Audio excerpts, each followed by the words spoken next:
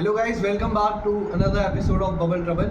And today we'll be disclosing all the financial disasters that have been here. And today I welcome Nikunj here, and we'll be talking about Tulip Mania, how people in the 1600s, the Dutch specifically talking about, how they spent billions of dollars on just flowers.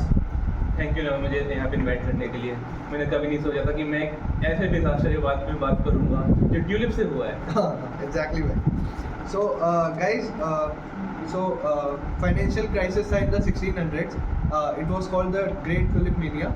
So Nikunj will be highlighting us on what happened and how does the richest people on earth during that time, because they were trading a lot back then. So Nikunj, you may start. तो 70s में basically जो Dutch थे उन्होंने पूरे world पे cover कर रखा था, उनका मार्केट शेयर बहुत ज़्यादा था और उन्होंने उस समय बेसिकली स्टॉक मार्केट में इंट्रोड्यूस किया था सबसे पहले। अब इतना पैसे इन पे आ रहा है, उनकी इकोनॉमी बहुत तेज़ी से बढ़ रही है, तो कहीं ना कहीं तो उन्हें पैसे पर लगाएंगे। तो उन्होंने बेसिकली फाइन आर्ट्स खरीदना शुरू कर दिया, रग्स खरीदना शुरू कर दिया, स्पेशली एक्सोटिक खरीदना शुरू कर दिया था। Okay, so मतलब उन लोगों के पास पैसा आ रहा था, तो they were just flexing, right? Yes. So like ये flexing एकदम से economic disaster कैसे बन गया? How they end up like this? So basically ये ऐसे डिजास्टर डायरेक्टली नहीं बना। बेसिकली जितना ज़्यादा पैसा आया तो रिच लोगों ने उसको खरीदना शुरू कर दिया ट्यूलिप को। Okay. उससे उसकी मार्केट डिमांड बढ़ती चली गई, उसका प्राइस बढ़ता चला गया। ये देख के जो कॉमन मैन था उसने देखा कि भाई इतनी तेज़ी से इसका प्राइस बढ़ रहा है तो मैं क्यों नहीं खरीदूँ इसको। तो बेसिकली उन लोगों ने भी उसको खरीदना शुरू कर दिया। अच्छा, तो like they weren't buying flowers out of love or something कि उनको फूल पसंद है या कुछ अपने गार्डन, so मतलब वो इसीलिए खरीद रहे थे ताकि उन्हें they were assuming कि flowers का प्राइस बढ़ने वाला है सब। जी हाँ, उन्होंने इसी सोच में खरीदा था कि इसका प्राइस बहुत तेज़ी से बढ़ेगा और इससे वो लोग बहुत जल्दी पैसा कमा सकते हैं। अच्छा, so मतलब लोग फिर डेथ में कैसे चले गए फ्लावर्स के? So what was happening? वो ये था कि मतलब लोगों ने खरीदा कि हम इसको आगे मतलब अच्छे अमाउंट में बेचेंगे, बट फरवरी 1673 में इसका प्राइस एकदम से ड्रॉप हो गया। क्यों? क्योंकि लोगों एकदम से रियलाइज़ हुआ कि ये तो एक फ्लावर ही है, इसका प्राइस इतना ज़्यादा क्यों है। ओके, सो मतलब ये तो समझ आ गया। सो मतलब back in the 17th century, जैसे अभी हम लोग बिटकॉइंस में या क्रिप्टो में इन्वेस्ट करते हैं, so people were investing in tulips after knowing कि दे विल मतलब कभी तो ख़राब हो ही जाएंगे वो बस उनका हाई वो क्या कहते हैं उसको, वो बस उनका बहुत ज़्यादा उन्होंने रिस्क लिया था। मतलब कि पैसे आ रहे हैं तो कुछ भी कर सकते हैं, एक रिस्क था उनका और इनका रिस्क ये पेड ऑफ नहीं हुआ, इसलिए वो सब डूब गए। इसको हम एक टाइप से कह सकते हैं स्टॉक मार्केट ही था दूसरा। स्टॉक मार्केट में जैसे high return, high profit, high risk होता है, वैसे इसमें था, बस ये चला नहीं इकोनॉमी। अच्छा, सो मतलब बबल बना, फिर वो फॉल अपार्ट हो गया। व्हाट आफ्टर दैट, मतलब फिर क्या हुआ उसके बाद क्या हुआ? बेसिकली जिन लोगों ने भी लोन लिया था उसको खरीदने के लिए, जिन्होंने फ्यूचर लिए थे, जो कुछ भी लिया था, उस जितने भी डेट में थे वो सब डूब गए। उनसे अपना घर बार सब कुछ बेचना पड़ गया, अपनी इज्जत सब कुछ चला गया उनका।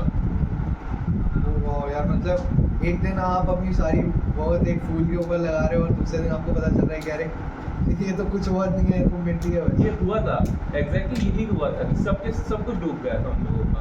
उनकी जो कमाई थी, सेविंग से सब खत्म हो गया था एक दिन के अंदर।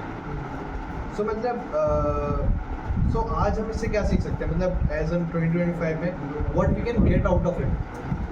Basically we can see that मतलब जो वैल्यू है वो हाइप के बेसिस पे हम डिसाइड नहीं करने चाहिए। एक तो पॉइंट ये हो गया। सेकंड पॉइंट है कि जब प्राइसेस एकदम से बहुत तेज़ी से बढ़ते हैं तो उसमें सस्पिशियस होना चाहिए। और थर्ड है कि ग्रीड बहुत गंदी चीज़ होती है इंसानों के लिए। या एग्जैक्टली, हमारे लास्ट एपिसोड में भी we were talking about financial bubble, like as a whole we were talking, Kanish was here before you, so he was also telling कि no matter what happens, there are two things, greed and FOMO. Like अगर classic domino theory की एक गया तो सभी जा रहे हैं, राइट? सो अगर वो कहीं पे है या वो किसी फील्ड में हो रहा है, so obviously it's a bubble. Because we had a talk about, as I remember, कि हम लोग बात कर रहे थे कि कैसे पता चलता है कि वी आर इन्वेस्टिंग तो वो बबल है या सच में कोई अपॉर्चुनिटी है। So would you like to add something to it कि मतलब तुम्हें क्या लगता है कि अगर जैसे मैं किसी चीज़ में इन्वेस्ट कर रहा हूँ, सो क्या वो बबल है या वो सच में ऐसा कुछ अच्छा हो सकता है? तो बेसिकली किसी चीज़ में इन्वेस्ट करने से पहले उसको मार्केट के बारे में देखना चाहिए, उसकी रिसर्च करनी चाहिए कि मतलब कैसे क्या हो सकता है उसके बारे में, उसके में सब कुछ मतलब पूरा देखना चाहिए। बेसिकली हिस्ट्री को देखना चाहिए और पास्ट एक्सपीरियंस से हमें उसको इवेल्युएट करके फिर लेना चाहिए. So let's we can wrap this tulips thing. Okay. And so guys, in next episode we'll be talking about .com crash. And would you like to tell them about .com crash? Sure. तो basically आपको लग रहा होगा कि लोग कितने पागल है कि उन लोगों ने अपना पूरा घर बार सब लगा दिया था एक फूल के पीछे. बट अगले एपिसोड में आपको बताएंगे कि कैसे लोगों ने करोड़ों रुपए लगा दिए जो उन कंपनियों में जिनमें कोई प्रॉफिट भी नहीं था, प्रोडक्ट भी नहीं था, यहाँ तक कि साइट्स भी नहीं थी. Yeah, guys. Eventually there were no sites and people were selling. And लोग VCs अपने करोड़ों रुपए लगा रहे हैं कि हाँ हमें अगर एक बंदा लगा रहा है तो मैं भी लगा रहा हूँ. So that's what was happening earlier. So thank you guys and thanks a lot for coming here, Nicole. Thank you, Naman. Thank you guys.